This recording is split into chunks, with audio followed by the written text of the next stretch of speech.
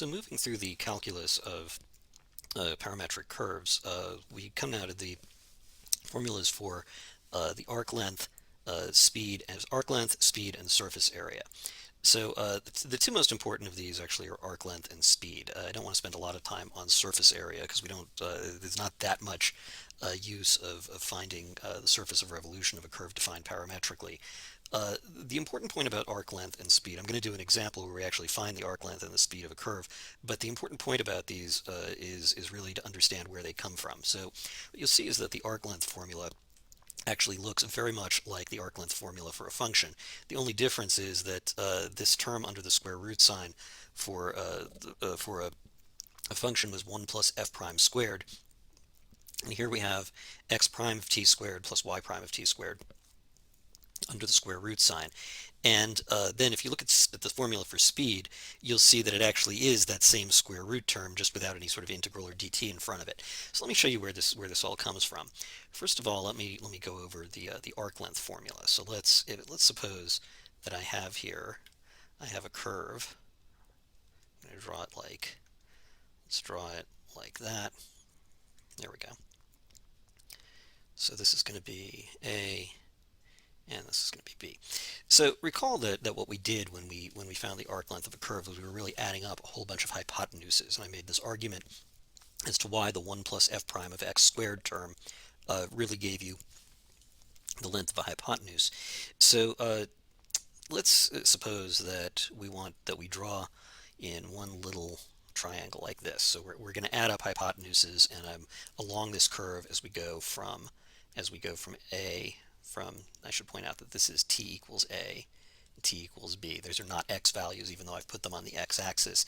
These are actually going to be, that's where if the object is following this path, it's going to be at the first red dot at t equals A, and it's going to be at the second red dot at t equals B. So with the curve defined in that way, let's ask, how long is this hypotenuse? Well, we can see is that this tiny little bit of, this is going to be a very small object, so a tiny little bit of movement in the x direction is of course going to be called dx, and this tiny little bit of movement in the y direction is going to be called dy. Now keep in mind that dx over dt is equal to x prime of t, and dy over dt is equal to y prime of t. So if I multiply both sides of these equations by dt, I get dx is equal to x prime of t dt, and dy is equal to y prime of t dt. In other words, I just took this equation and this equation, multiplied both sides by dt. No big deal.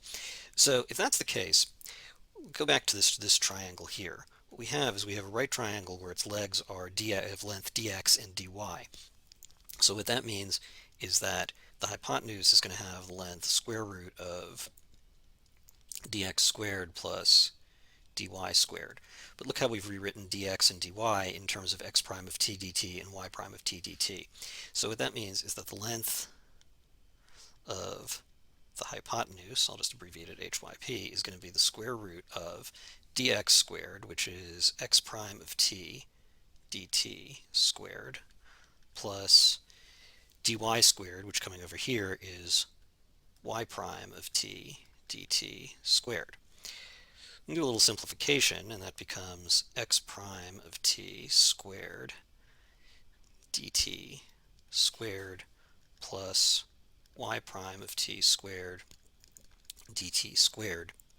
And this becomes x prime of t squared plus y prime of t squared times the square root of dt squared, just factoring out the dt squared, but of course the square root of dt squared, I can simply rewrite this as dt.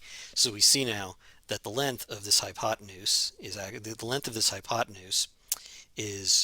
just comes out to this, x prime of t squared plus y prime of t squared dt. And of course we're going to add up all the hypotenuses running from t equals a to t equals b, and that gives us this formula, s equals integral from a to b of x prime of t squared plus y prime of t squared dt.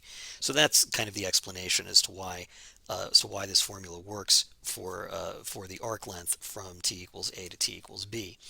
I should point out that, strictly speaking, there's a little point of analysis or advanced calculus that we glossed over in doing this. I don't really want to explain what it was. I just feel that I should, just for completeness, point out that I haven't really given a fully rigorous proof here of anything. There's a little more work we'd have to do in order to resolve how these functions of t really fit into the framework of what we did. Anyway, next point is speed. So when I talk about speed, what I'm saying is, let's assume that I have sort of like a bumblebee that's traveling along on this path, and I want to know at any given point on the path, for any given time, how fast is the bumblebee moving? Well, if you think about what's going on, what we found a way to measure the arc length, to measure the length of the path. So let's suppose that I have some curve like this, where I measure it up to, let's say, this is going to be t equals a. So let's use a different parameter. Let's call it u equals a and u equals b. So u, of course, stands for time, right? Why not? So somewhere in here, I'm going to say u equals t. So the question is, if this, first of all, how long is this piece of string going from u equals a up to u equals t? And second, most importantly, how fast is it moving? Well, we can certainly write that the length of the string is going to be the integral from a to t of the square root of x prime of u squared plus y prime of u squared du. Don't worry about the fact that I changed this variable from t to u. I just did the same thing as in this formula. I'm just giving the variable a different name, and you'll see why in a minute. I hope you'll see why. Okay, so what I really want to know is if this is the length of the path from a to t, from u equals a to u equals t, how fast is this path changing? Well, if s is the length of the path, what I want to do is calculate ds over dt, which is going to equal d over dt integral from a to t of the square root of x prime of u squared plus y prime of u squared du. Okay, where have we seen an expression like this before, where we take the derivative of an integral where the variable of the function is the upper part of the integral? Answer you should be telling me, if you took this last year, is second fundamental theorem of calculus. If you're using the Thomas textbook, I think they call it the first fundamental theorem of calculus. I think they switched the order. Sorry about that. It's one of the fundamental theorems of calculus. One of them tells us how to find the derivative of this expression. And the answer is that if you have an expression that's defined in this way, recall that all you do is you take this variable and replace the variable of integration with that and remove the integral sign. In other words, it's saying the derivative of the integral is just equal to the original function with the variable name changed. So this is just going to equal the square root of x prime of t squared plus y prime of t squared. In other words, the rate at which the length of this arc is changing, which is really giving it speed. In other words, if I'm measuring the total length of the path and I want to know how fast the length of the path is changing, that answer is going to give me the speed.